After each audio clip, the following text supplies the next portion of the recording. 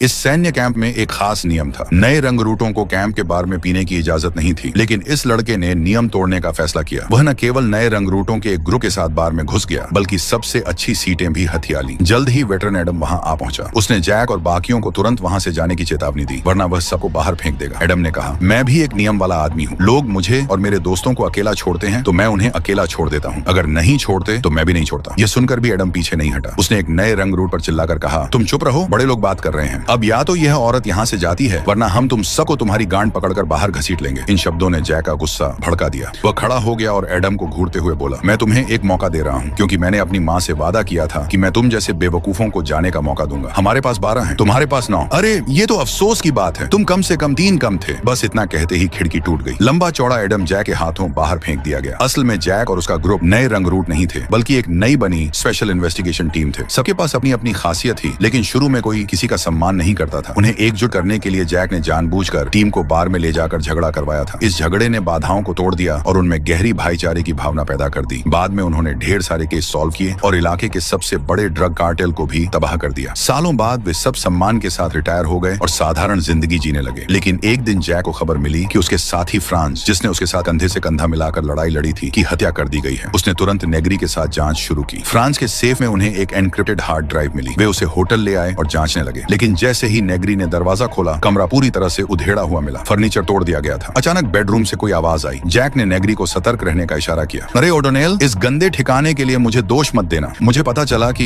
ये false alarm था। O'Donnell, जो कभी इस इन्वेस्टिगेशन टीम का हिस्सा था, जैक की वॉइसमेल सुनकर आया था। वो फ्रांस का सबसे करीबी था। आते ही उसने सिर्फ एक बात कही। फिर नेगरी ने हार्ड ड्राइव कंप्यूटर में लगाई, लेकिन उसमें 3 लेयर की प्रोटेक्शन थी। उन्हें 2 मिनट के अंदर 3 बार सही पासवर्ड डालना था, वरना फाइल डिलीट हो जाती। तभी नेगरी की नजर फ्रांस की चाबियों के गुच्छे पर पड़ी। उसमें उसकी पसंदीदा टीम का लोगो था और वह अक्सर एक खास लेयर का जिक्र करता था। उन्होंने तुरंत उस लेयर का नाम डाला। गलत। फिर फ्रांस के पसंदीदा सिंगर का नाम ट्राई किया, वो भी गलत। तब ओडोनेल ने एक बात कही जो वह खुद स्वीकार नहीं करना चाहता था। उसने कीबोर्ड पर जैक टाइप किया, get the hell out of here. 110वें में कुछ हफ्ते बाद ही वो बच्चा तुम्हारे जैसे बाल कटवाने लगा, तुम्हारी तरह बात करने लगा, तुम्हारे पीछे पीछे घूमने लगा। वो तुम्हारे साथ होना चाहता था। पंच डालो, टाइम कम बचा है। हैरानी की बात, पासवर्ड सही था। सन ऑफ ए बिच। ज्यादा घमंड मत करना। फिर उन्होंने फाइल प्रिंट की। उसमें एक लिस्ट थी। सभी नाम ए और एम से शुरू हो रहे थे। बाकी जानकारी से लग रहा था कि उनके दुश्मन उनकी सोच से कहीं ज्यादा खतरनाक थे। इसलिए उन्होंने टीम को फिर से बढ़ाने का फैसला किया। ओडोनेल को पता था कि टीम मेंबर स्वान क्वींस में रहता है। वे उसके पास गए। बहुत देर तक दरवाजा खटखटाया, कोई जवाब नहीं। जैक ने दरवाजा तोड़ दिया। अंदर से तेज बदबूदार सड़ांध आ रही थी। उन्होंने पूरे घर की तलाशी ली। आखिरकार किचन के पास बाथरूम में उन्हें एक कुत्ता मिला जो प्यास से मर चुका था। जैक का दिल बैठ गया। स्वान के स्वभाव को देखते हुए वह कभी भी कुत्ते को भूखा प्यासा नहीं छोड़ सकता।